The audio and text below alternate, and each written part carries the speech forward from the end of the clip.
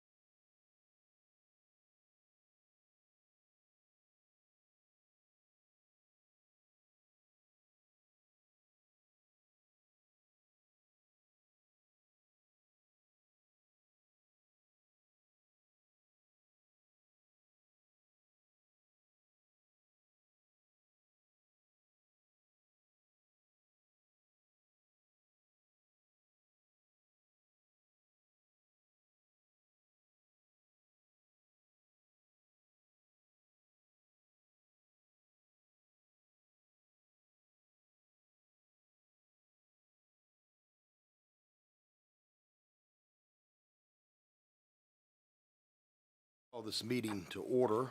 I appreciate everyone being here. Do we have any action from closed session that needs to be voted on, Mr. Attorney? Approval of the personnel report. All right, can we have a motion to approve that? I make a motion to approve the personnel report. Ms. Burns has made a motion. Do we have a second? Second. Ms. Hanson's made a second. All in favor, please say aye. Aye. That's unanimous. Thank you. And no additional, correct? All right. All right, next item is the Pledge of Allegiance. And Mr. Reeves, would you lead us in the pledge?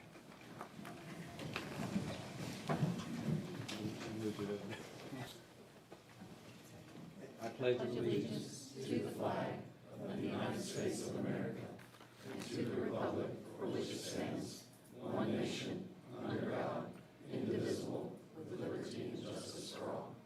All right, thank you. Next, we have a video by the Topsail Annandale Elementary Chorus.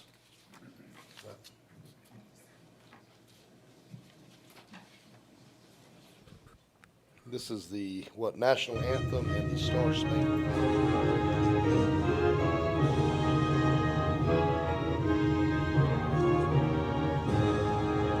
Oh, say, can you see by the dawn's early light what so proudly we hailed at the twilight's last gleaming, whose broad stripes and bright stars through the perilous fight o'er the ramparts we watched were so gallantly streaming, and the rocket's red glare, the bombs bursting in air, gave proof through the night that our flag was still there. Oh, say does that star-spangled banner yet wave o'er the land of the free and the home of the brave?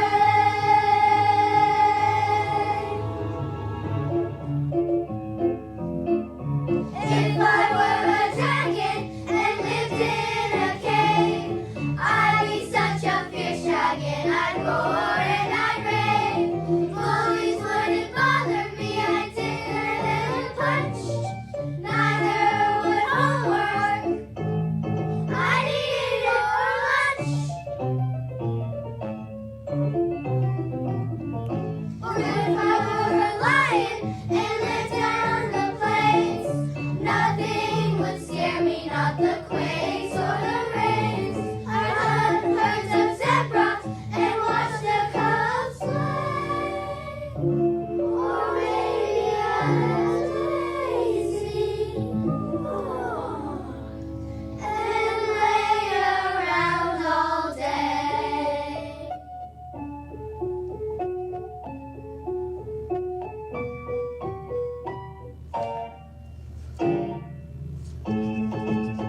Could I be a kiwi and hop on the ground and sleep in my nest all safe and sound? Because I am me, I know that I could be any animal of a sunset.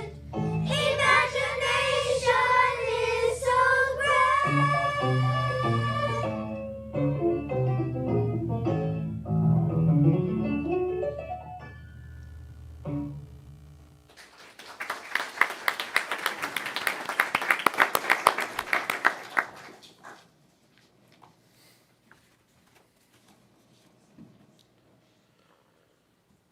All right, Mr. Garner Akins.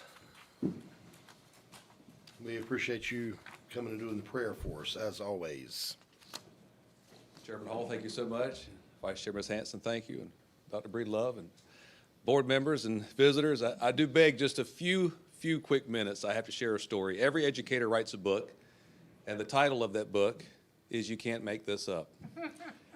And we had a great, I hope you had a great spring break. We did. My wife and I, we celebrated 20 years, and we've 20 years of marriage, but also 20 years as educators here in Pender County Schools. So we look forward to it. Had a great time. Returned back Monday, which what we expected to be kind of a little bit of chaotic, but in a healthy way. And just to kind of shorten the story a little bit, through the first part of Monday morning, I go and look at, I'm walking around the campus, and I find a bird that is in the middle of the campus. And for those that have any idea what kind of bird it was a loon. Loon are federally protected birds. And so I know Mr. McPherson stays very busy, and I didn't want to have to worry about that because the fines of endangering that animal can range anywhere from $15,000 to $225,000. So long story short, we gradually and carefully, with a lot of audiences, we transported this loon back to a safe place on the property. And safe to say that wildlife came today to pick it up and put it to sanctuary, so hopefully it'll be able to get back to its nature. But anyway, so I thought that was kind of interesting, and what a fitting way for us to start back our spring last few weeks. And again, thank you for all that you do. It's hard to believe that we are this close to the end of the year, but just because we're at the end doesn't mean that we have work. We don't have work to do. We've got a lot of work to do, and just thank you for the work that you're putting in there. And again, it has been an honor, and I really appreciate this opportunity to be able to lead in prayer. So with that being said, if you would, let's open up. Heavenly Father, we thank you for this day. Again, we just thank you so much for the people that are gathered here, every single one, Lord, with the time and effort that they put into service to this county and the schools and the children. And Heavenly Father, we know that sometimes they're tasked with very difficult things, sometimes unpopular decisions. But Lord, we just pray that you will guide them with integrity, and Lord, they do the best that they can for you. We pray collectively for the safety of the meeting. We also pray for the expediency of the meeting as well, and we pray for wisdom to reign true. And we just thank you for this opportunity to serve others, and we just pray that you'll guide us in every step of the way. And we ask these things in Christ's name. Amen. Thank you. Thank you.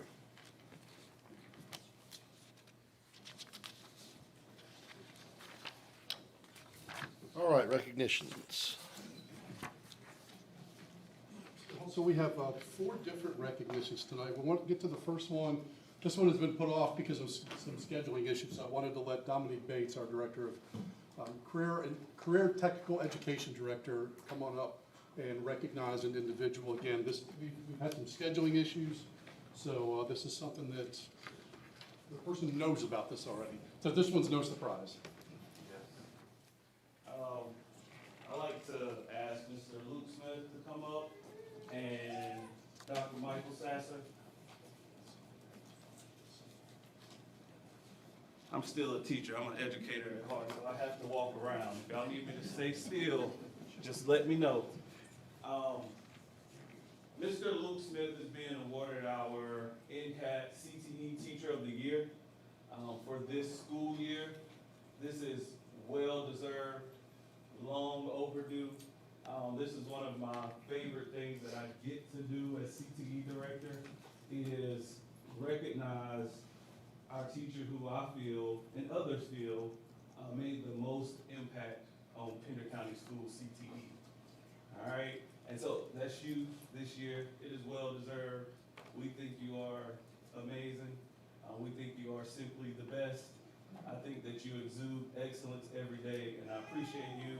I've learned so much from you since I've been working here and had the opportunity to be CTE. All right. Now, I can talk about you all day.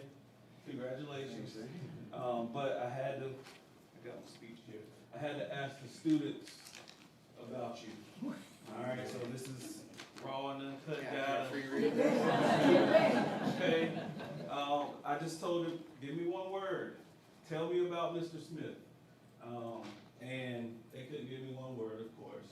But here's the list. They said he's awesome, he's fun, interactive, funny, super engaging.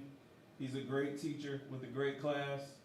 He's blunt and straight to the point, never boring. He's the GOAT, because you get to do fitness tests and handcuff people in his class. All right? Now, I had to ask the colleagues too, all right? Because, you know, they help select you. So they said innovative, he's a leader, he's committed, he's dedicated, he's a jack of all trades, he's impactful. And then one of them said, I really don't like him because he has 0% body fat. I mean, I think that's a compliment. But thank you, Dr. Sasser and I. It was a no-brainer. You know, I said, can we recognize Luke Smith as our CTE Teacher of the Year? He said, yes, he's absolutely the best. And so, thank you for what you do. Congratulations. Thank you, Sasha.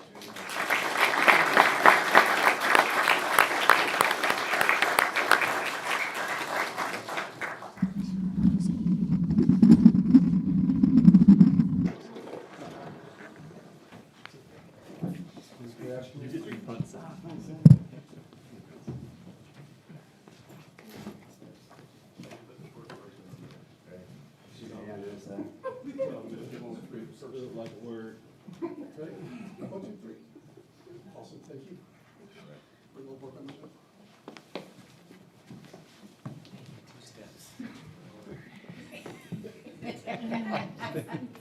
You can't hide. All right, ready? 1, 2, 3. Thank you all. Nice job.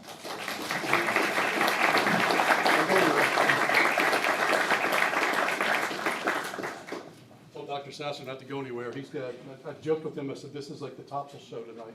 So he's got a couple students that he wanted to recognize for some very well-deserved academic achievements, so I will turn that over to you, and you can hand those to your folks. Yep. Good evening, Chairman Hall, board members, Dr. Breedlove. Thank you so much for this opportunity to represent Topsail High School, and to all of our Pirates who are in the audience today. Thank you. I'm proud of you and delighted that we have this opportunity to recognize your outstanding achievements. First, I would like to honor 3 Topsail Pirates this evening. These 3 students are testaments to the collective effort made by their families and the staff of Topsail High to open doors of opportunity. To the families who are here today, thank you for your dedicated support of and commitment to excellence. First, North Carolina Governor's School is the oldest statewide summer residential program for gifted and talented high school students in the nation. Each summer, selected students participate in a 4-week residential experience designed to build a vibrant learning community centered on intellectual curiosity, collaboration, and advanced study. Topsail High School is proud to announce 2 students will attend North Carolina Governor's School for the 2026 session. This highly competitive honor recognizes exceptional academic achievement and places students among the top scholars across the state. Both students were selected or accepted in the area of natural science. Please join me in congratulating Vasi Gerasimova and James Wee on this remarkable accomplishment, and we look forward to the impact of this experience on their continued growth and future success. James, if you will please come forward.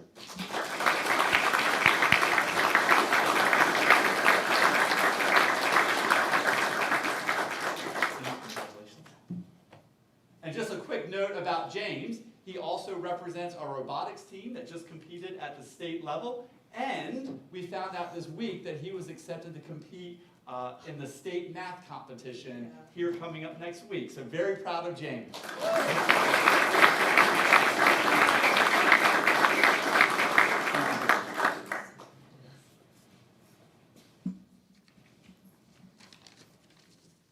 Next, the Moorhead Kane Scholarship at the University of North Carolina at Chapel Hill, go Heels, was the first merit scholarship program in the United States. It is highly regarded for fostering a tight-knit community and offering diverse, transformative experiences that encourage academic and personal growth. This scholarship covers full tuition, room and board, books, and funding for 4 unique summer enrichment programs: approximately 75 to 80 scholars are selected annually based on leadership, moral character, scholarship, and physical vigor. Elizabeth Brinson is the first Topsail High recipient of this prestigious scholarship since 2007. Elizabeth serves on the Superintendent Student Advisory Council, co-founded our EC Buddies program, co-chairs our Interclub Council, and interned with the Pender County Board of Commissioners, to name just a few of her leadership experiences. Teachers note that Elizabeth's bravery in interacting with adults in order to represent teenagers across the county is incredibly admirable, and certainly indicative of her ability to continue working with leaders in Chapel Hill. Please join me in congratulating Elizabeth on this remarkable accomplishment.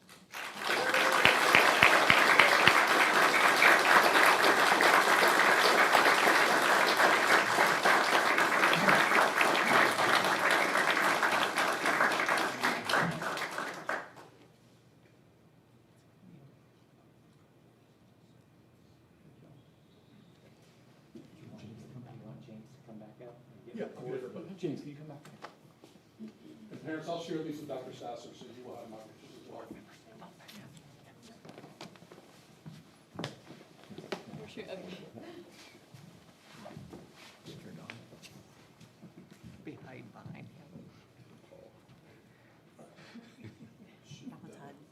Oh, I couldn't see Mr. Hall. Thank you. All right, ready? 1, 2, 3. I'll get the three of you together. and we're good.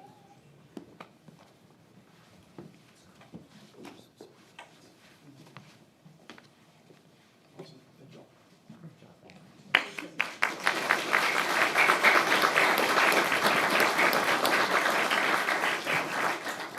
Dr. Sasser, don't go anywhere.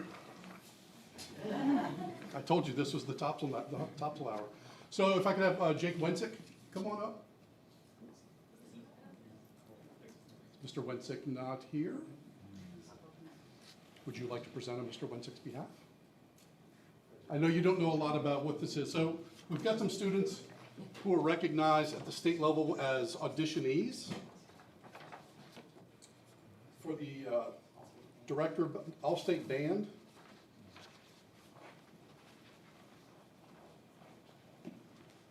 Are the students here? Okay, just want to make sure. So I'll give you those.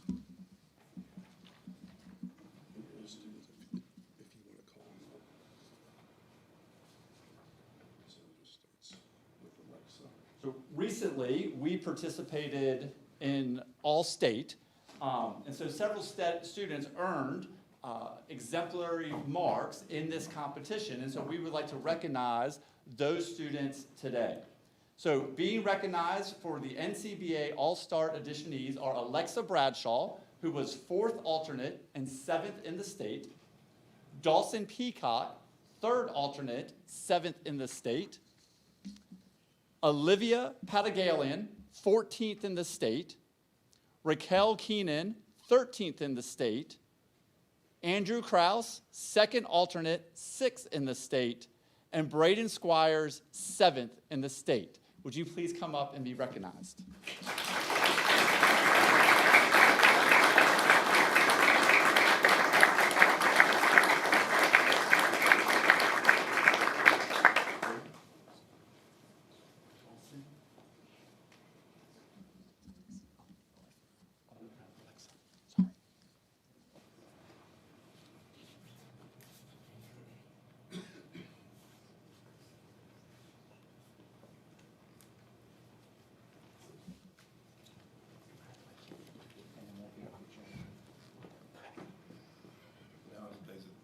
Ready? 1, 2, 3.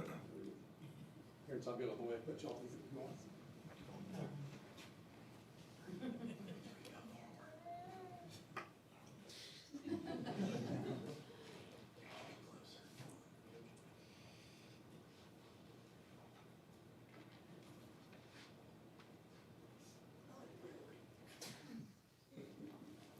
Board members behind you.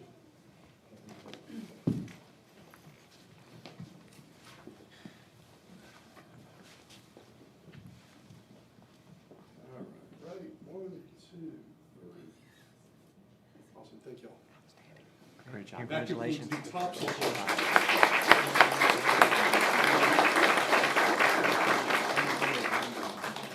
We have one more. Thank you for doing that.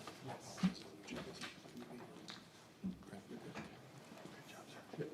So this is Greg Lawson, our Director of Digital Learning and Media, has his own recognition for someone, one of a kind in Pender County. I have to, yeah, I gotta get it for you. All right. Thank you. Ms. Wolf, if you would come up along with your principal, Mr. Hudson, I would greatly appreciate it. Thank you. Yeah, so tonight, we would like to recognize Ms. Penny Wolf for completing Spark NC's new leader orientation. For those of you that do not know, Spark NC is an NC program that is a grant program. We partner with them to give high school students access to industry-aligned, technology-focused learning experiences in areas like cybersecurity, software development, and data science. This is a significant accomplishment that reflects months and months of learning and growth as she stepped into a new role at Heidi Trask High School. In less than a year, Ms. Wolf has already made a tremendous impact. She has created a fun, welcoming, rigorous, and creative learning space where students are excited, engaged, and inspired by what they are learning. Under her leadership, students have already had opportunities to think boldly and showcase their ideas, including taking a team to Apple to present an app concept that they had developed. Ms. Wolf's passion for students and her commitment to growing the Spark Lab and that experience at Heidi Trask High School are just, you know, a clear facet of who she is as an individual. I've not met probably a harder working educator in my life, and she is constantly keeping me on the go, and she will get me like, Craig, we need to get on this, the students need this, and I'm just so passionate to have the ability to work with her. I'm inspired by her for every day, so thank you for all you do for the students and for all the things that you're doing there at Heidi Trask. I greatly appreciate it, and if either of you, if you'd like to say something, Mr. Hudson, or if you'd like to talk a little bit about your experience, Penny, that would be great in this program so far. It has been a great opportunity just to see how creative our students are when they're given the opportunity. We recently had a game jam on a Friday night where the kids were out there until 9 o'clock that night with me, going ahead and starting to code based on a prompt for a national contest, and they spent 2.5, 3 weeks on that coding process and original art set up, got it turned in by the deadline, and it was just amazing. And then they fussed at me because they were like, look, it looks like we could have actually started this several months earlier, Miss Wolf. But I'm like, okay, don't shoot the messenger. I only found the contest. Next year we will start earlier. It's on track. So, and this year we started out, we wanted 3D printers in there. And lo and behold, with my, I did have to go deep into my dark depths of being a parts manager. But I was able to finally get my our third and fourth printers delivered this week. So we have a forge in our room now. Want to thank Ms. Wolf just for her excitement, jumping on this opportunity with Spark Lab. We definitely chose the right person. You can see her energy is infectious. We have probably the greatest spot in Pender County. That one little square room right there does a lot. And it really, the play on words sparks our whole building. So we really thank you for what you've done with our kids. Thank you very much.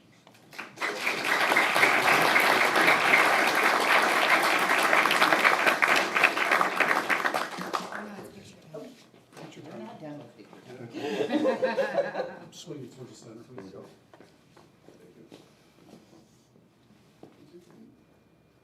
Awesome. Good board members behind you. I'm really upset you don't use UCF hat. I should have the UCF hat on, but I have a hat on because I have curly hair and it's hat day and it's not coming off. All right, ready? 1, 2, 3. Awesome. Thank you. Thank you. Great job. Thank you. Thank you.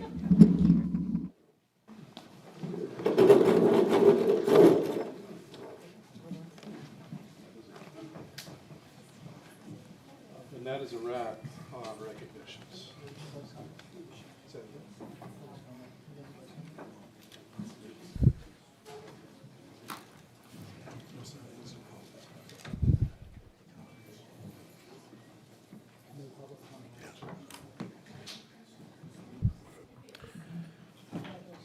All right, we have no public comments, so item 9, the report from the superintendent. Dr. Breedlove. I do have one public comment, if that's okay. That was submitted first. Is it about the group that just, It kind of, I just wanted to say thank you to Ms. Burns for your leadership and that you will be greatly missed. Thank you so much for always being there for Topsail and being there for us. Thank you, Ms. Justice. Thank you very much. all right, Dr. Breedlove. Well, good evening, board members. For everybody, welcome back, everyone, after a very nice spring break for our traditional calendar schools. As you remember, though, Pender Lee and Pender Early College, they had school last week in Pender County Schools. But for the rest of the district, I hope that our students, our families, and staff members had a wonderful and relaxing, much-needed spring break.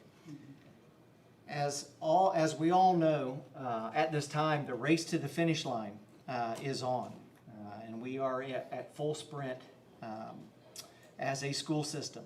The next 5 or so weeks will be filled with end-of-year activities that are centered around our students' academic, artistic, athletic accomplishments, as we also begin end-of-year testing, starting with our elementary schools and then going to our middle and high schools.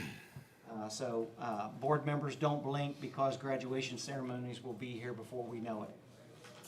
Also, during the month of March, I want to highlight the state gives out a teacher working conditions survey to all teachers across the state for that month. The survey was given out to all teachers, and the North Carolina response rate was 90.5% across the state. But here in Pender County Schools, our response rate was 96.72%. All right, the 2 years prior to that, the response rate was 89%. So we are much higher, and I count that I believe our teachers know that their voice matters and how much that we look at that teacher working conditions survey about our school system. What are the things that we're doing well? And then also, what are the things that need improvement? And we utilize that survey along with other perception data to improve Pender County Schools. And so I just want to give a shout out to all of our teaching staff, our principals, administrators who administered the teacher working conditions survey, and say thank you very much for taking the time. And it's not a short survey. It takes a long time to do. In addition, at this time of year, Pender County Schools is also preparing for the 26-27 school year budget. You know, building the budget is hard work. Not only is building it hard work, but also managing $130 million plus budget each year is also hard work. We've had our audits here recently, and as you all know, we passed with flying colors. And my hat's off to our finance department, Ms. Nowlin, and just the whole team of working through last year's budget, which applied this year, and then also as we work towards 26-27 budget. So thank you very much, Ms. Nowlin, to you and your team. This week is the Military Child Spirit Week within Pender County Schools. You saw Ms. Wolf with her Tar Heel hat. Of course, I left this morning, and in the car ride here, I had my Duke hat on. And then I passed J.H. Lee, and I said, okay, the hats have to be school appropriate. So, Mr. Warren, you'll be happy that I also wore this hat today as I passed J.H. Lee, and in memory of that. So I want the board to know that, you know, as a county, we are Purple Star certified this year is a big award for the county. As we look to have, I believe it's our 6th straight year of being a Purple Star recipient, which moves us into a legacy county. And that's a big deal. But the most important thing about that is our students grow up in military families, the ones that we support. And as you all know, our military is ramping up. We have a lot of families that have deployed and are ready to be deployed and in some of the world events that are happening right now. And I just want to speak a little bit about this week in our military Child Spirit Week. On Monday, we had our camo day, so you saw many people around the county wearing their camouflage. Today was obviously hats off for the military day. And tomorrow is Purple Up. Thursday is Wear Red. And the red means remember everyone deployed, by the way. And then Friday is Pender County School supports military families by wearing school spirit. So your favorite school spirit on Friday. So I just wanted to take a moment and recognize our students and military families. Also want to also give a shout out to CF Pope, who was the March Madness Reading Challenge winners. Little tiny CF Pope, those students read a total of 285,000 minutes during the month of March, which led the entire Pender County schools. So my shout out is to them, and way to go, and to all the other schools. Let's continue to read and ramp it up as we continue to, I think we've surpassed 2 million minutes. We're working on 3 million minutes as a county when it comes to the reading challenges that we have. Upcoming events, we do have Tuesday, April the 28th is the Committee of the Whole. On Tuesday, May 12th is the next regular scheduled board meeting. I did want to highlight just a couple of graduation. Keep doing that until we get there, but on Thursday, May 21st at 5 o'clock, we have Pender Early College's graduation out at the CFCC's Wilson Center. Thursday, May 28th at 9 a.m., Heidi Trask High School will have their graduation. At 6:30 p.m. on that same day, May 28th, we have Topsail High School's graduation. Then on Friday, May 29th, we have Pender High School at 9 a.m. and then Pender Innovative Learning Academy at 1 p.m. at the Cape Fear Middle School campus. Some other upcoming events, Wednesday, April the 15th is the Pender, that's tomorrow. We have our Pender Arts Council Awards right here in Burgall at the Pender County Library, recognizing students for their spring artwork. So I will be there and recognizing students as well. On Friday, April 24th, that's I can't believe that we're already there. We've been a lot of planning, but Pender County School Special Olympics Games is on the 24th at Heidi Trask High School. Looking forward to that. That is going to be a great day. And also on May 4th, Pender County Schools Awards Night at Heidi Trask High School. That's where we recognize Principal of the Year, Teacher of the Year, Assistant Principal of the Year, and then Teacher of Promise, which is our beginning teacher of the year. Just a couple additional information as we approach summer. Just want to highlight, as we've done in years past, Pender County Schools will follow a 4-day, 10-hour work week schedule, Monday through Thursday, with Friday being closed. Also, on June the 12th, that begins on June 12th and ends on August 7th. And I also want to keep the board informed that while a lot of focus has been on construction at J.H. Lee, we are also moving forward with the current Topsail Middle School remodel project. There is an RFQ that's out there. We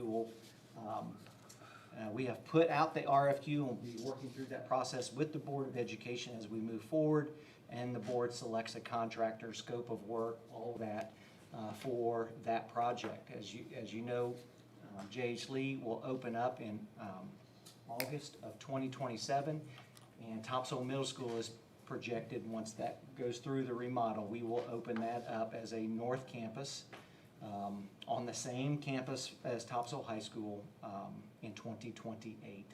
So just kind of keeping that out there and letting our community know that we are working on that project as quickly as we can. And lastly, I do want to share some very sad news, though, as we have had one of our former school leaders pass away last week, and that is Miss Caroline Godwin. She passed away last week. Miss Godwin served Pender County Schools as an AIG specialist, coach, and also as principal at two of our schools, Burgall Middle School and Pender High School. Last year, she did go to Wade County, where she served as principal as Jones Dairy Elementary, and Miss Godwin touched countless lives for the better and will be missed by her family, her friends, and all that knew her here in Pender County and Pender County schools. Our thoughts and prayers are with her family at this time. Board members, this does conclude the superintendent's update. Thank you. All right, thank you, Dr. Breedlove. Item 10, information agenda. Dr. Kevin Taylor. Good afternoon, board, evening, I guess it is by now. So I saw Ms. Hanson's eyes squinting last time I presented the calendar to you, so I improved the presentation a little bit. I don't want to take a whole lot of time going through this, but I did want to hit a couple of highlights. We're in the beginning stages of this. This has been sent to our principals. You guys have seen it, and you'll actually be able to read it today. Draft calendars for 27-28 focuses on instructional days, work days, and breaks. Dr. Breedlove, cabinet, board members have all discussed the need for those breaks in the middle of the calendar, not just at the beginning and the end on the bookends. That does align with all North Carolina calendar requirements. All drafts do. And drafts can include early release days if we choose to do so. But if we do that, that'll decrease the number of hours. I won't read everything on this slide. I'll just draw your attention to a couple of things. We operate off the 1,025 hours of instruction. We also have 215 days for staff in all of our calendars. Currently, there are 11 holidays, including Veterans Day. At least 2 work days must be optional. And then the other requirements by the LEA. The Monday closest to the 26th is the start day. Doesn't mean you have to start on that Monday, but you can start on that Monday if you so choose. And the Friday closest to June 11th is the last day. School cannot be held on Saturdays, scheduled that way, but they can be used for inclement weather makeup days. So again, our considerations when these draft calendars were developed, and the reason why we do these 4 or 5 draft calendars ahead of time is because there is not a whole lot of flexibility to the calendar law. We can move around a couple of things, but essentially they're all the same. But we did try to focus on increasing instructional time, spreading teacher work days throughout the year, and aligning community college. And this is a big consideration. You're either going to have to align with community college or align with Pender Lee, same as this past year. That's going to be a decision that the community and the board will have to make, and of course our staff as well. This is probably the easiest way to show you the comparison. It's a chart that highlights the days in each quarter, draft 1 through draft 5, total days in semester 2, total school days, total hours. You can see down the list that you can have exams in December or exams in January. There's one of those calendars in there. The spring break match, Cape Fear Community College, yes, yes, and yes. Drafts 3 and 4 don't. Total work days are listed here. Mandatory work days, optional work days, ABL, holidays, last day for students, and so on and so forth. I also broke it down on the bottom, work days before school, work days after school. That's not before school at 7 o'clock, but that's before school calendar starts. And then work days during the school year. So yeah, I was going to highlight kind of the green ones on each one of these, but I decided I didn't want to try to indicate which one was more favorable. So I left the highlights out. Each one of the drafts are on here, a lot easier to read. You can see as I flip through them, a lot of things are going to remain pretty much the same. These are all traditional calendars. Pender Lee will come later along with PEX. You see some of the color boxes move around a little bit, but other than that, it's pretty much a standard thing. So our timeline moving forward, we've completed the drafts. They've been shared with the principals at the March district meeting. Schools are now completing, should have completed by today. They're reviewed by the SIT team. We'll give them a couple extra days if they need it. And then submitted those results back to Fallon and her team to make any necessary adjustments on that. Next up, the April 28th Cal will bring the final draft results to be shared. Community survey will go out after the Cal. Families will have until May 8th to complete the survey, and then a recommendation to the board on May 12th for approval. So that's the timeline. Any questions?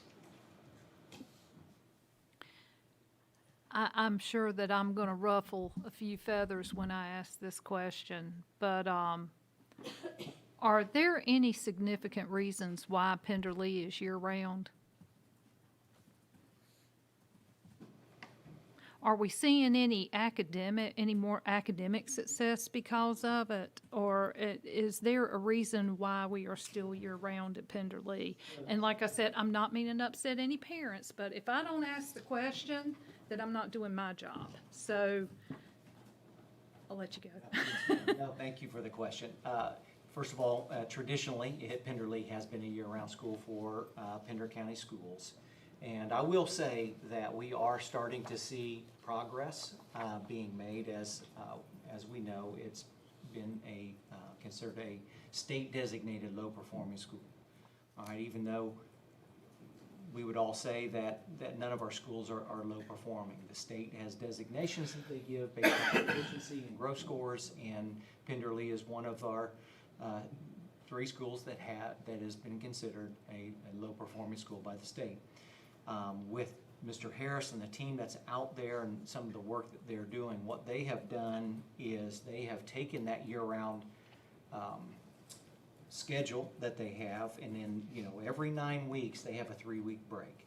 So the school goes obviously all year long with a 3-week break. Well, during that intersession, they offer tutoring for 5 to 7 days during that intersession. That has not been done before. So they are utilizing the year-round calendar to really shorten that gap of break for students that need the help and support the most. And so they have identified students that may be weak in reading, math, science, and actually have opened it up to all students that want additional tutoring, additional help and support this year compared to even last year. So they are seeing great progress in their data. I fully expect them to be out of low performing at the end of the year because of the work that's being done by the teachers, the students, and that's how a year-round school should run. And so my hat is off to our teachers and staff. It does make it challenging when it comes to county-wide professional development and things that we do, because the schedules rarely match, especially at the beginning of the year, convocation. We have to make exceptions and do a lot of things different. So it does present challenges, but as far as making growth in that, we are seeing this year them jump in their data. Okay, thank you for the explanation. Yes, ma'am. Like I said, I wouldn't be doing my job if I didn't ask, because there's been a lot of discussions about it. And I know that they were so close to not being designated as low performing. And I'm glad to see that they are utilizing their calendar to come out of it. But then it leaves the board with decisions, like you said, and also you and staff about how are we going to get them the PD that they need? How many days, let's see, how many days do they have between their sessions? And how many of those days are being used for intercession? Yeah, every 9 weeks, they have a 3-week Okay. intercession period. And they're they using are 1 week. using, at least 1 week, possibly a few more additional days. So, I'm not gonna say it's completely half of the 3-week break, but it's close. Okay. And 'Cause I those know- are full days of additional schooling. Yes, sir.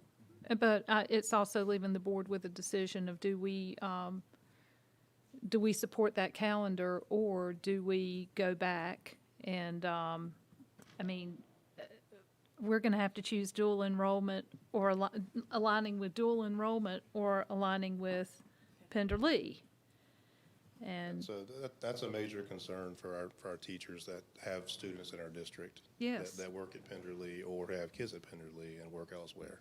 It's a concern that we have every year. And they feel it too. I'm sure they do, and like I said, I'm not picking on anyone. I just, when you've got one school in your entire district that has a different schedule than the rest of them, of course, it comes to mind why. But, it sounds like they're using the time to kind of put academics first and bring it Big back. gains last year, and they've probably made even bigger gains this year. Okay. All right, well, it was something that I was, Yeah. just wanted to bring It up is for challenging. discussion, and I was just wondering what the Certainly rest is of the board challenging. thought. So how many surveys are we gonna send out? Well, it's going to be an online survey. I know, but how many?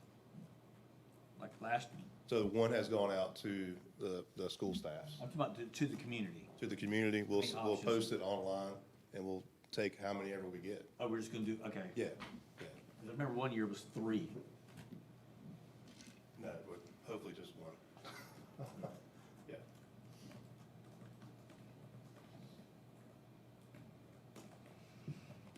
Any other questions?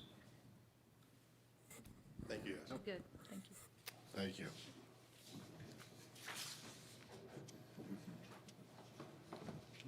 I'll ask you. Dr. Taylor, you are next as well. Oh, I am. 10.2. Mr. Finkbonner, you might want to address this one. This is the policy about the mascot component. So we were without a policy, and that helped us decide how the board was going to select mascots for schools, whether they were new schools being built or how we adjust a mascot. We didn't have a policy to support that. So Mr. Finkbonner worked for several days, several weeks actually, trying to pull together different policies from different districts, and the draft policy is there. Mr. Bob Finkbonner, everyone. Yeah, so basically, with the 2 new schools, what we came to find out very quickly was there was no policy in place when it came to creating a mascot. So Mr. Reeves could have created a mascot all on his own, and for all we know, that could have been the mascot. So I looked at a few districts and found that other districts did have policies in place to do this, which makes perfect sense. Borrowed a lot of the information from neighboring counties to put one together. So going forward, the board will be involved in that process. We were involved this time because we had an outside third party create a contest for logos, and there was a voting process on that. So you were involved in that, but technically, because there was no policy, you didn't have to be. And we felt that going forward, that was probably the wrong way to do things. Trademarking is also something that Mr. Finkbonner's been working on quite a bit, ensuring that our trademarks are both consistent and adhered to. Yeah, we used a third party that Mr. Lawson's used before called 99 Designs. When Pender Innovative Learning Academy came about, they were brought in to help create their logo. They also provide a brand guide. They let you know the exact colors that are used in logos. You own the logo. Pender County Schools owns the logo, so they are trademarked. So we will have that for J.H. Lee schools as well, which is nice because it kind of keeps people from just taking our logo and using it as they want to, and whatever means they want to. So again, I appreciate Mr. Lawson letting us know that he's done that previously, and it worked out well. worked out really well. I mean, we had upwards of, I think in total, close to 75 different submissions of logos. And it was interesting because in the end, how close so many of those were to one another. But that also allowed us to really just take a look at the scope of things to bring things together. This policy serves as first read. We typically do first read policies in the Cal and bring them to you guys for second read. The timing of this one just made us do it this way. So we'll bring it back to you either at the Cal for second or next board meeting, regular board meeting. But it's fairly simple. Within the policy, there's a form for schools if they want to update a logo, that they can fill the form out. It'll come to the board so you know, and we go forward that way. Yeah. So there's no recommendation today. It's just for information that we did it. Thank you. Next one will come up, and we'll obviously get Brandon to review it to make sure everything's on copacetic. Good idea. I think I'm done now officially. All right, item 10.3, Dr. Grimm. Yes, good evening. I just want to invite Mr. Warren to come up and give his update for J.H. Lee.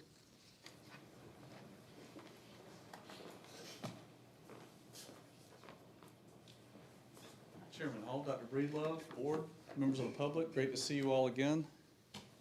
It was 2 months ago since I've been here last, mid-February, and here we are, right? Springtime, it's exciting.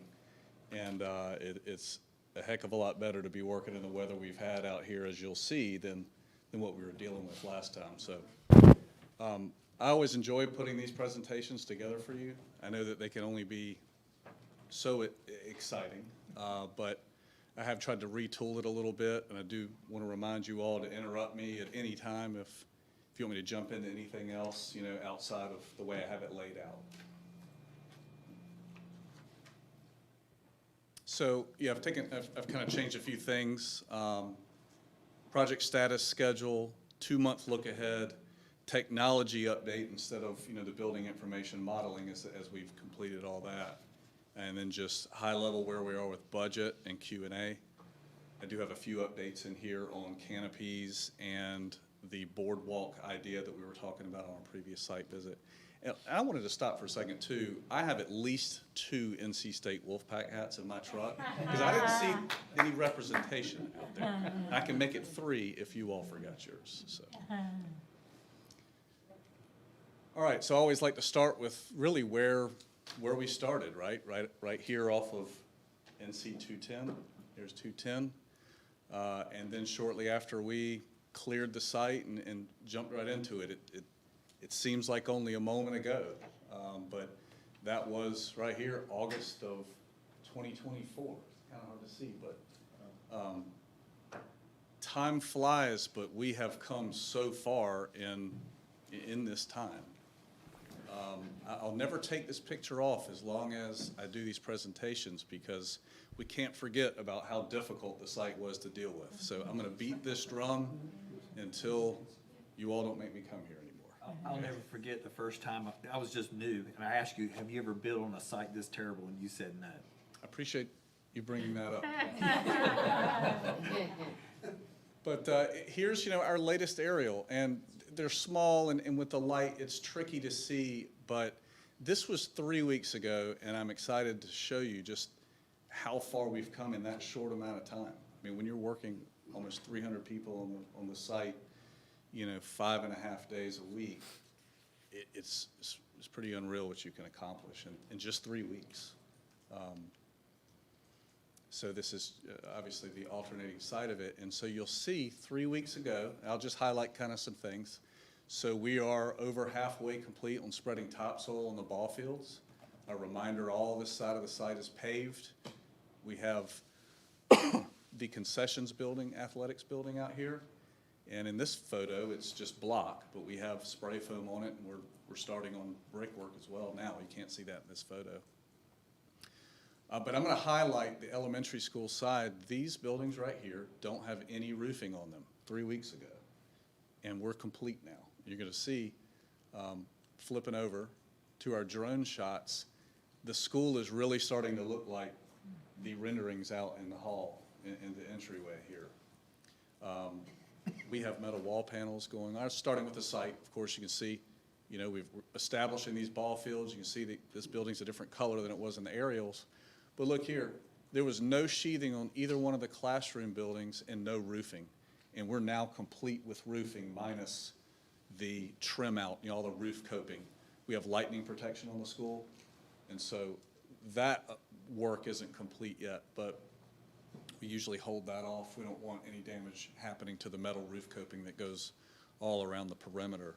But we are dry from a roof perspective. Again, hard to see in these photos, but we have windows going in. I mean, we've made a really good start on windows. And all the brickwork is here on this side of the middle school, and you see the scaffolding here. We're in the short rows with completing brick on the middle school side, and we're going to jump over here to the elementary school, and we've already come out, you know, off the footings here. We're going to move very quickly here. I think 2 months from now, we could be finished with brick and probably 80% on windows. So the exterior of the building is really moving along, and it's a big deal to have dry-in achieved, you know, on the whole, because then you're really in control of what you can do inside. So I have some really good drone shots. This is kind of looking from the other end, so you can see, you know, we had our topping out recently, which really signified the completion of the structure. Now we're completing the roof, and we're in the short rows with facade as a whole, you know, brickwork, windows, pretty big milestone. And it seems like we just topped the project out not too long ago. So we are thrilled with how it's going.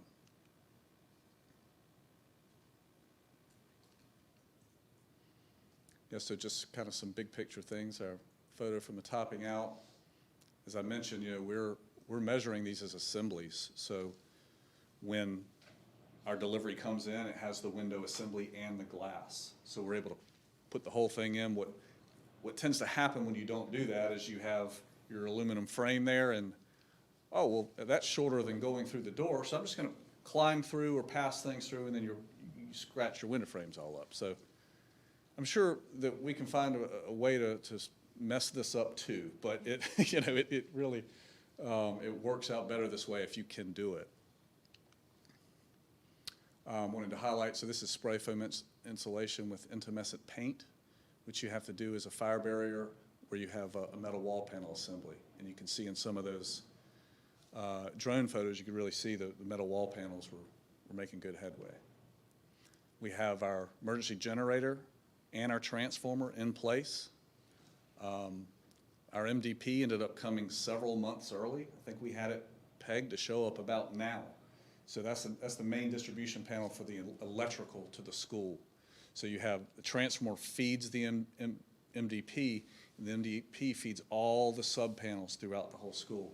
And we're well underway with pulling wire in the building. So that was a pretty big deal. You can't see it in this photo, but on the other side, we have both of our chillers, and they're already set on the pads as well.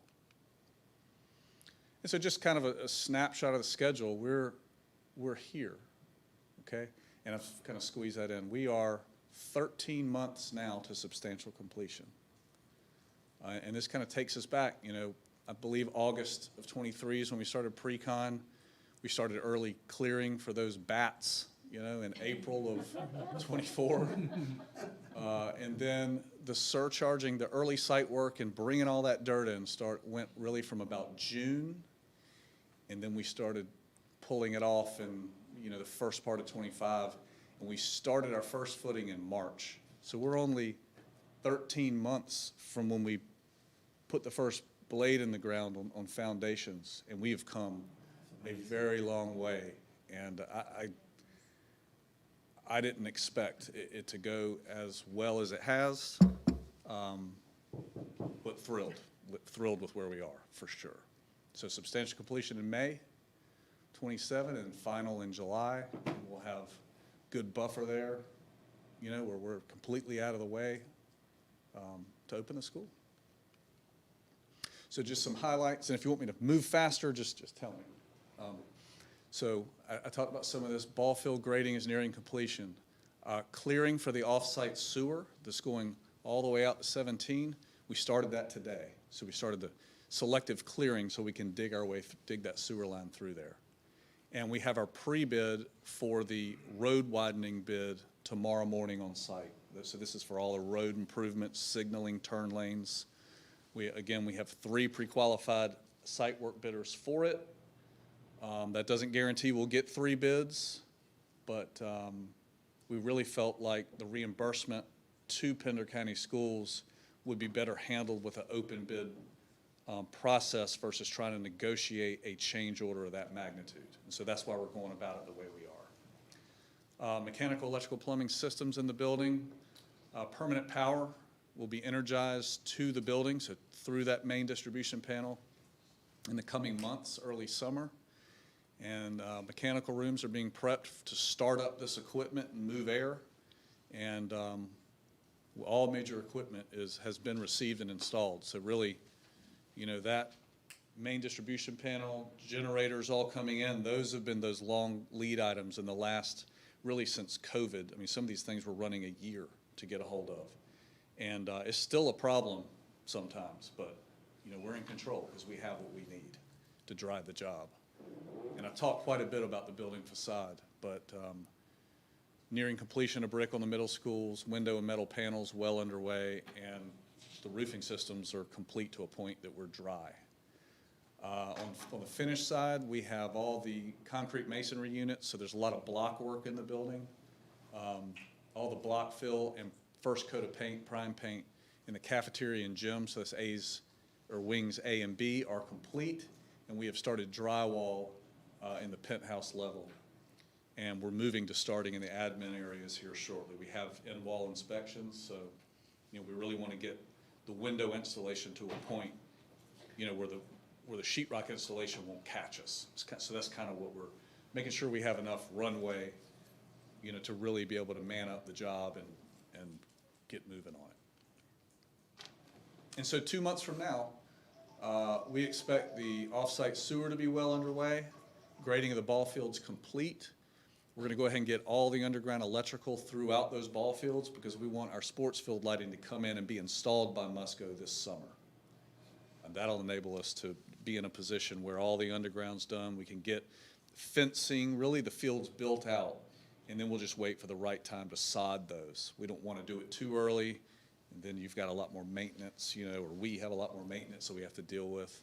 So we're getting kind of that side of the site. You know, latter part of this summer, fall, we'll be in a position we can probably sod it whenever we're ready. And then lastly would be the DOT road widening. It's going to take a bit to get the bids in, de-scoped contracts. We have to have a pre-construction conference with DOT and, you know, get the notice to proceed and get ready to get started out there in the roadway. I doubt we'll be very far in construction at that point, but we'll be through, you know, everything it takes to get started on it. 2 months from now, all the ductwork and piping will be complete in the school. We will have power on the building to use, you know, as we need it. Right now, we're on a temporary service, a lot of extension cords everywhere. Obviously, it's better to be working through the energized building. It's more safe that way. And we could see our commissioning agent and the manufacturers of the equipment performing startups on the equipment. And then, as I mentioned on the facade, brick should be near complete. Windows and our ACM panels, which are the ones that wrap the windows, should be about 80%. And we'll have all the metal wall paneling complete. And then we're going to be in a position where we start looking at getting the rest, you know, we've got a lot of the curb on the sports field side and asphalt, initial paving in place. That's when we're really going to be in a position to start figuring out when is the right time around the school and parking lots to start developing that. There's a lot of equipment and storage that needs to be moved off-site. We don't want to put a bunch of curb in and tear it up, but it'll be on the horizon that we start developing, you know, the rest of the site. And it's pretty exciting, getting sidewalks and concrete leading in the building, controlling, kind of tracking dirt through it. And then lastly, on finishes, we think we'll have sheetrock about 30% hung out throughout the building, and we'll be looking at ceilings in some of the first areas shortly after that. So really, we're going to start moving into the finished stage of the project this summer in a big way. Any questions on any of that? That's a lot of information. That's really concludes my status of the job and looking forward for the next couple of months. Do the ball fields have irrigation? They do. So they didn't initially, but we installed a well because it was going to take us a little bit too long to get water, from 210.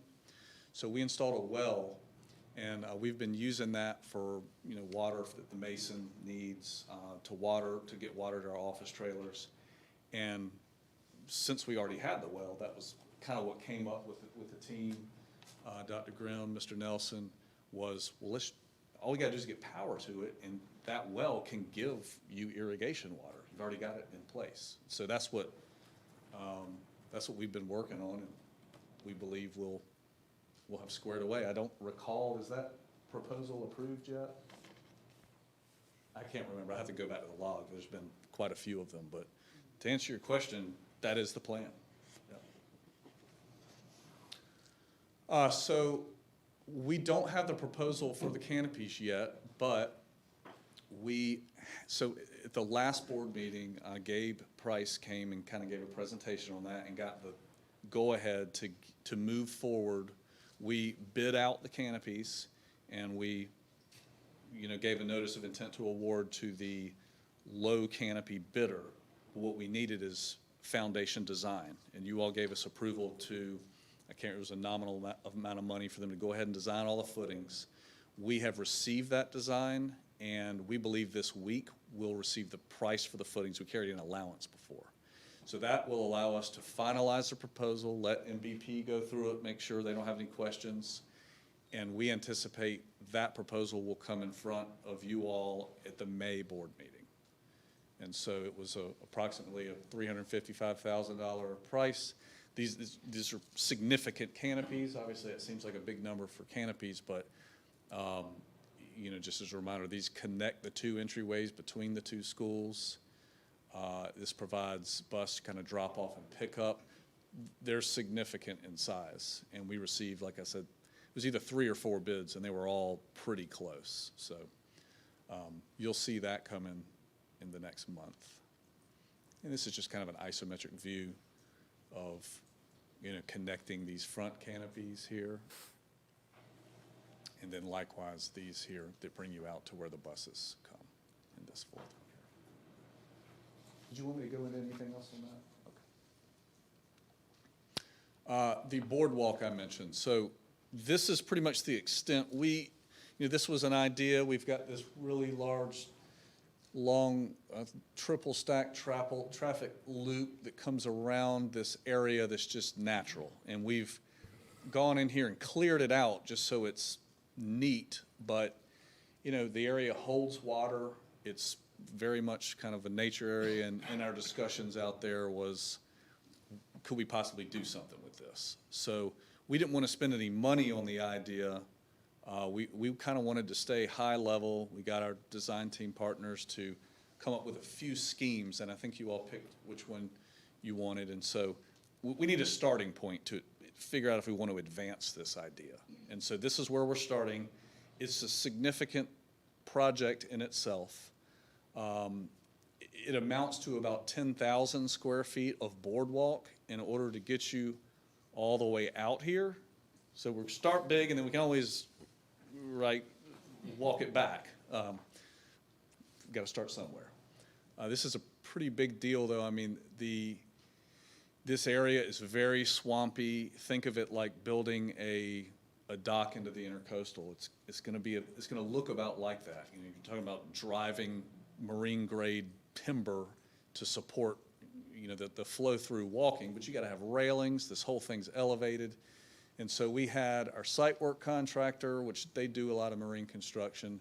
They came up with a price of around 1.4. We think it's going to be more like 700 to 900, but we at least wanted to present this. If it's, no, that's way out of line, do we want to make it half the size? Do we want to abandon the idea? We're just trying to get pointed in the right direction. That makes sense. When do you need to know that by? Because we would need to vote on that. Yeah, we need. There's not really any rush on it, but until we know what to do, we're not going to be making any headway. And, you know, once we do get a better idea, or if it falls in a certain kind of budget area that's palatable, we would then need to officially design it, which that's going to require, you know, landscaping, structural, civil. There's a lot of design that goes into it. As simple as it seems to build a deck out there, it's not. It's a lot more involved. So, Well, how about if we vote on that at our next meeting? okay. In the meantime, I wouldn't spend much time on it. Well, one question, if you don't mind. How wide was that walkway as designed right now, like that? I don't remember offhand. I'd have to pull up the drawing, but obviously you've got, this is a gathering area and is about twice as wide.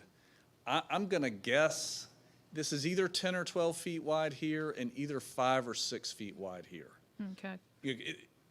There could be a significant amount of people on it, right? You can only control that so much.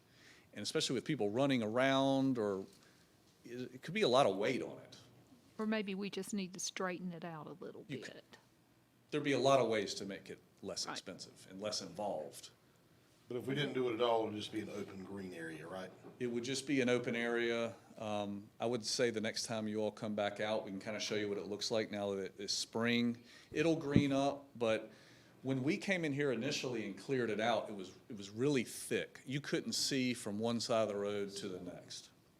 And it will grow, the undergrowth will grow back up again, and it will not be, it'll be very natural looking, if you will. So Is this design ADA compliant? it would be, yes. This isn't really a design. This is more of a, you know, idea, very high level, but it would have to be. Making sure. Just, until you see a vote here, Don't do anything else with it. don't spend any resources on it. Loud and clear. Zero. We have plenty of other things to do. All right. All right, any more? Because I honestly don't think we can afford it. Just saying. We have kids with nowhere to sit. That's what I expected. So there is that. That's what I expected to hear. But thank you, though. It looks nice. Absolutely. Or Bordeaux could donate it for us. I mean, Now that, yes, a private fundraising type of, that's a, Maybe you have a dot builder that has 9 or 10 kids that go to the school. They'd love to help you out. thank you. Absolutely. thank you for working on the presentation of it. But I mean, Yes, sir. just don't throw it away by any means, even if we say no, because It could be used in the future. she's right. That's a good project for The Eagle private Scouts. funding or, yeah. All right, so we've got some oculo snapshots, and apologies, I know this is difficult to see. So this is one of our mechanical rooms on the second floor of A wing. And if the lighting was a little better, you'd be able to see that they match almost identically. You just can't see the piping in this one. Likewise, this is in F classroom corridor, and same thing. I mean, you can see it very clearly here.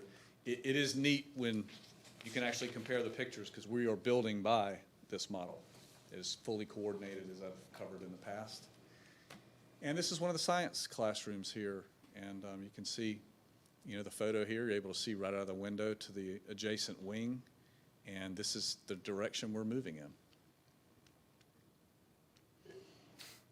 Budget, here's our GMP amount, and, you know, really excited and proud to be able to say that as far as we've come, which we've covered the schedule, we have only utilized 2% of our design build contingency and 2.7% of our owner contingency. There's been quite a bit of conversation. I know MVP the last several months presented kind of on our soft cost dashboard, and we've made some revisions to it, because basically we're starting to reallocate some of these funds. You know, how do we fund the initial road widening costs? That will ultimately be credited back. But instead of utilizing kind of the capital that is remaining in the bond for that, knowing you're not going to get it back for several years, and which will prevent you from being able to use it on topsoil or whatever other projects you have in mind, we feel confident we can fund it with, you know, the owner contingency, because we know we're not going to use all this, and that frees up the soft cost, and then ultimately you'll get it back later. So things like that, we're really starting to hone in on, zeroing out allowances, moving some of that money to the design build contingency. I know we had some conversation on Monday about the funding of the sports field lighting under state contract, which we're also going to be able to credit out of the project, as that has to be effectively on a Pender County Schools check. So, yeah, really getting confident on where we stand with all the allowances and contingencies that we built into the project. And they don't all go like this, I can tell you. So we're excited to be where we are for sure. It couldn't come at a better time for Pender County, because we have no money. Yeah. Good. That's what I have for you. Any questions? Well, thank you so much for your time. Thank you. And Dr. Grimm, again. Yeah, so I'm going to invite Mr. Murphy to come up and give our project update from MVP.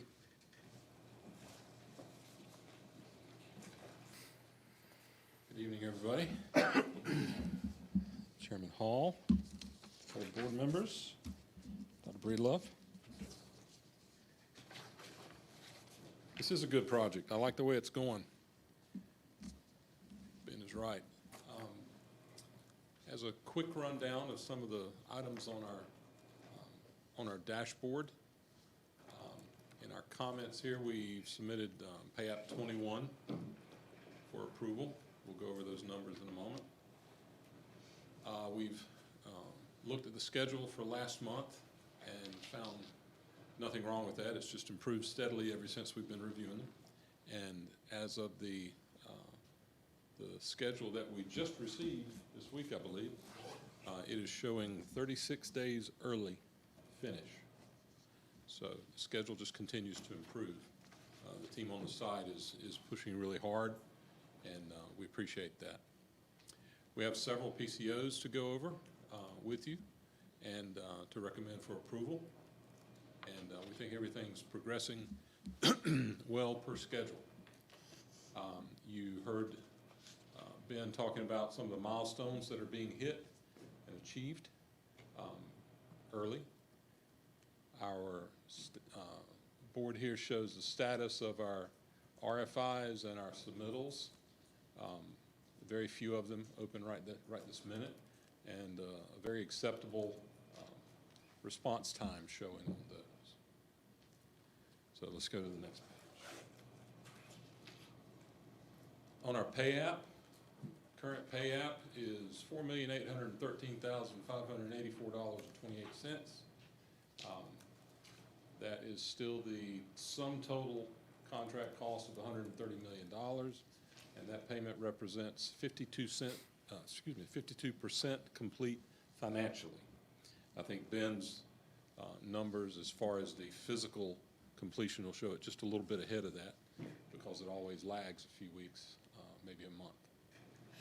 And let's see, in our PCOs, we have 5 PCOs that we're recommending for approval, number 95, 96, 98, 99, and 100. All of those PCOs, none of them is increasing the GMP. And in fact, 2 of them, PCO 99 and PCO 100, are credits back to the owner contingency. So PCO 99 for the removal of overhead conduit for the low voltage is crediting $196,862 back to the owner contingency. And in essence, what they did is they found a less expensive way to run this cabling that does the same job, just does it cheaper. And as far as PCO 100, that's almost a $10,000, $9,774, and that was for modifications to the band room casework per the request of the school. So good job there, saving some money. I can go into any of these that you would like to. Okay, excellent. We'll move forward on that. Let's go to the next page. Our soft cost log has been revised like we talked about at the last meeting. It shows a total soft cost of $8,574,061, with a balance right now of $8,363,000. You can see here, that doesn't show up very well in this light, but that's the total circle, the $130 million for the contract, the $8.57 million for the soft cost, leaving you a balance of $3.57 million in your allocated funds for J.H. Lee. In the bond scenario, here's the $142 million that's allocated for J.H. Lee, and that leaves $33 million currently for a potential Topsail school, and one or whatever you choose to spend it on, and $1.79 million remaining after that. Total bond, $177 million. And on the next slide, we have some photos of the current status of construction. You saw much better photos in Ben's presentation with the drone photos and such. And that's about all I have this evening. I think everything's going excellent. Does anybody have any questions? Thank you, Doug. Good. Thank you. Thank you. Thanks. Great program.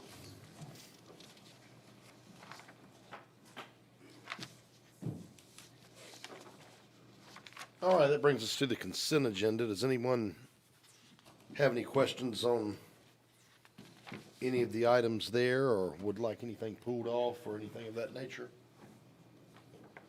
If not, do we have a motion to approve the entire consent agenda? I make a motion to approve the consent agenda. All right, Ms. Burns has made a motion. Do we have a second?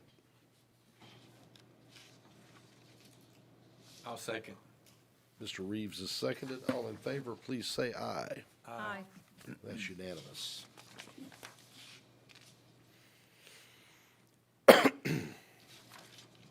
All right, item 12, our action agenda. 12.1, Dr. Grimm again. These are change orders for the new J.H. Lee School. Yes, sir. I'm just going to ask that the board approve the change orders as presented tonight for approval. All right, the information is in our packet. Anyone have any questions for Dr. Grimm? I have no questions. Neither do I. All right, we have a motion for approval. I make a motion for approval. Mr. Reeves made a motion. Do we have a second? Second. All right, we have a second. All in favor, please say aye. Aye. And that's unanimous. Okay, our next one is the MVP pay app number 7. Ask the board to approve as presented. All right. Make a motion to approve as presented. Ms. Hanson has made a motion. Do we have a second? I'll second. Ms. Burns has seconded. All in favor, please say aye. Aye. That's unanimous. And the last one is the Bordeaux pay app number 21. Ask that you approve as presented. All right. I'll make a motion to approve. Ms. Burns' motion. Do we have a second? Second. Ms. Hanson seconded. All in favor, say aye. Aye. Thank you very much. You got off with no questions. You got off with think no that- questions on this. That presentation was very good. Thank you, gentlemen, for that. We have come a long way with that K-8, and honestly, in a shorter amount of time than what I would have expected. But I think that shows just what a good partnership we have with everyone, and I thank you for that. And on budget. And on budget. So we're very appreciative of that. All right, brings us to comments from board members. Start with Mr. Reeves. First, Bordeaux Construction, thank you so much for everything y'all are doing. Can you hang around just 1 minute after the meeting? I want to ask you one question. Went out to, Ms. Hanson and I went out to the agricultural fair at Pender Farms. Mr. Bates, great job, man. At the ag Ag Farm, Ag Day. I couldn't think of the words. That was so fun. I tried to buy Miss Hanson a horse, but it went for about $40 million. They had kids out there bidding. They had a real auctioneer, and they were bidding paddles. And I was trying to buy her a horse, but I couldn't afford $40 million. But that was a great day. I learned about oysters. I live near the water, on the water, and I didn't realize the life cycle of an oyster and how those oyster farms are actually cleaning the water. And that was fantastic. The excitement of those children, the way it was organized, the buses coming in, dropping some off, and that was just a great day. Went to Pender High, Ms. Hanson and I, and looked at the remodel of the bathrooms. It's going great. It's going to look fantastic. That's money well spent. It's way overdue, and we needed that. Met the maintenance guy out there who's the full-time maintenance, and I think Mr. Hall had something to do with getting a full-time guy out there. That was just the greatest idea ever. There's not a light bulb out in that place. He is passionate about that school. You can really tell when you talk to him. Dr. Graham knows, shaking his head yes. What a great employee. And he's just passionate about it. He took us around and showed us some different things that he's done and things that he was going to do, and it's just a great day. Last thing is, the biggest baseball game of the year is coming up Friday. Topsail High is playing Laney High School in baseball. Everybody needs to come out and support the Topsail High. I went to Laney, but I'm still pulling for Topsail High School. That's all I got. All right. Yes, this maintenance program that we need to talk about that again soon, and see if we can expand it to the rest of our schools. Pender High had fallen behind on some maintenance issues. It's been there a long time and used to be very overcrowded, so that was the reason that we started this trial program there. But I've been, sounds like everything has been positive about it, and so at our next meeting, could we get to work on seeing about whatever we've got to do to expand it? Whether that be a budget transfer from an unfilled position or whatever. And as far as I don't want to keep the construction people held up about the outside stuff at the new school lab. Another way would be to have a natural space, but there's things like cypress trees and various other plants that are available that can be done there. But order time for that is usually in the summer with delivery in the fall or winter. So we need to decide pretty quickly one way or the other. And I guess we could also do that at our CAL meeting. Or we could do it right now, but everybody probably needs to think about it for a little while. So do y'all want to do the CAL meeting, talk about that item, and would that be an appropriate place to talk about the maintenance positions too? Just a proposal, right? Because the quicker the better. Right. So, okay, well, if y'all could you add those two items for next time we meet for that? But otherwise, appreciate everyone being here today. We have many staff members out here that worked all day today and are still here listening to us. So thank you all for coming. Ms. Burns, I give it to you. Also, took my husband out to Ag Day. He is one of the soil and water supervisors for the county. And I cannot begin to say how great Ag Day was. Good job, Mr. Bates, to you and your team. There was everything out there, and farming, beekeeping, like you said, the oysters. It was a little surprising on some of the people that were out there, but still, those kids had such a great time. The students were loving it, and you could really tell that the people who were giving the presentations were so enthusiastic about what they do. You could tell they love what they do, and they loved imparting that to our students, and that's what our students really need to see. And who knows, some decisions could have been made about lifelong careers right there at Ag Day. Also have to throw this out there. Again, April 24th, we are having Special Olympics at Heidi Trask. Please, everyone, if, I come out, even if you're not volunteering, come out to the stands and just cheer these athletes on, because really, this is their day, and to go out there and even just cheer them on means so much. So please consider it. Congratulations again to Ms. Nowlin for a great audit. Thank you, ma'am, for all that you do for us and your staff. Let's see. And one thing I did want to say is, when I got this seat back in 2018, Carolyn Godwin was a principal over at Burgall Middle School, and it was shortly thereafter that she went to Pender High. And I got to know her a little bit better as a principal out there. And the one thing, and I will just keep this short, but I just wanted her family to know that they are in my thoughts and prayers for comfort. And Carolyn Godwin was one tenacious and brave woman, and she worked so hard on being a good principal for our schools.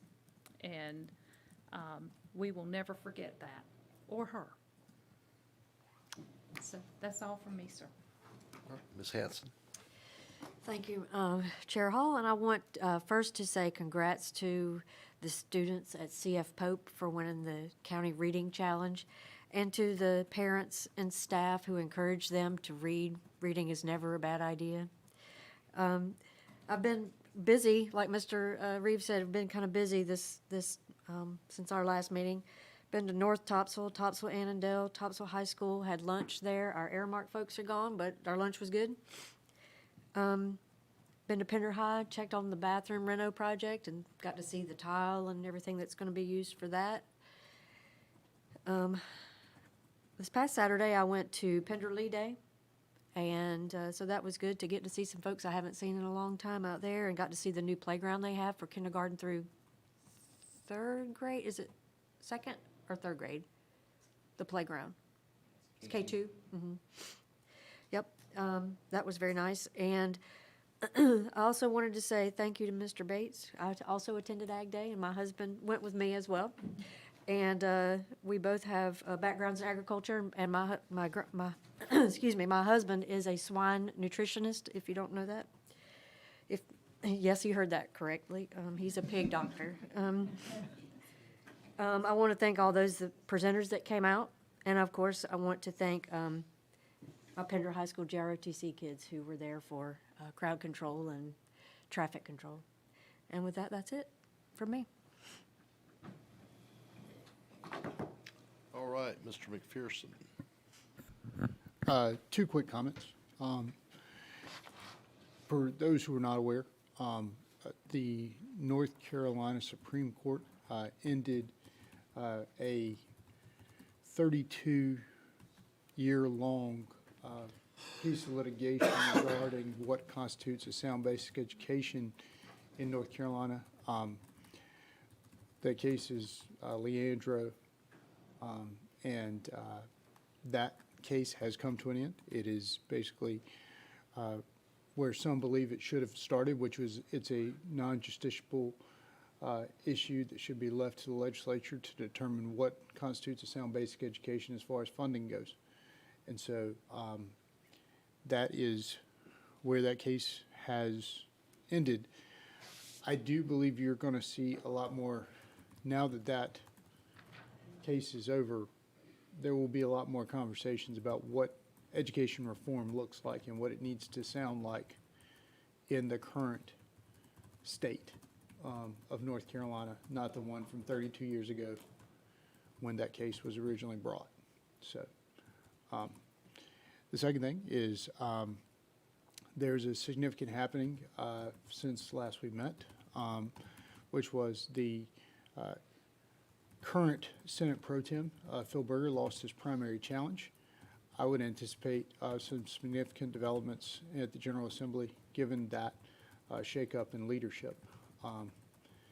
But other than those two things, Chair Hall, those are the only two things I want to bring to board's attention. All right, Dr. Breedlove, do you have anything else before we go? We got you earlier, so make sure you didn't. All right. Anyone else, anything you forgot? Well, thank you, Ms. Hanson, for the pound cake. It was great. Oh, yeah. All right, we have a motion to adjourn. I make a motion to adjourn. Ms. Burns has made a motion. Do we have a second? I will second. Mr. Reeves seconded. All in favor, say aye. Aye. And that is unanimous. Meeting is adjourned.